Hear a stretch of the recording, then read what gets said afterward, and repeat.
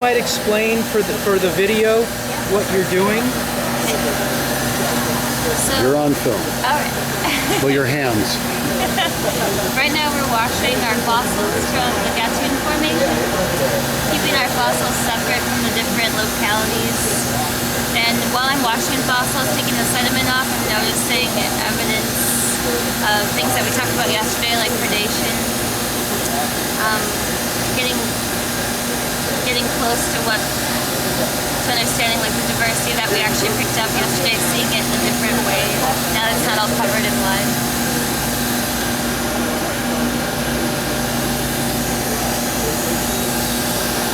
Michelle, what are you thinking about right now?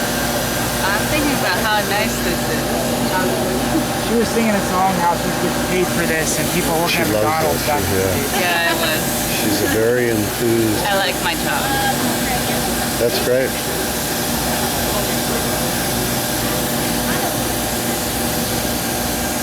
What do you think steered you in this direction, Michelle? I got lucky taking a general education course in geology. I started off as a double At major Fullerton? in business administration, Fullerton. Wow, there's a And, switch.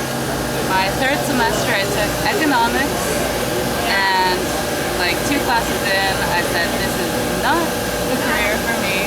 And I just happened to be taking geology as a GE, and I was talking to my professor, and Wow, what he was telling me about different jobs you could have as a geologist.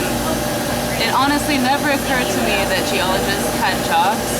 Like, I had no idea if you trained as a geologist what you could do, if you could be employed at all. And so he was telling me, for example, in California we have mitigation laws where when you're doing construction you're required to have an archaeologist and a paleontologist on site. So there you go, there's a well-paying, steady job. And so that kind of blew my mind.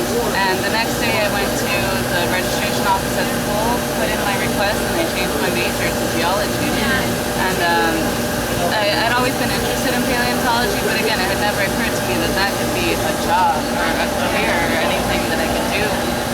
So I took a paleontology class with my professor, Jim Parra, and I got really interested in paleo, and now I work at the Cooper Center, which is like Orange County's fossil repository. I'm a fossil preparator, and I'm planning to go ahead and get my master's and PhD in geology and vertebrate paleontology, and eventually I'd like to be a professor and work in research.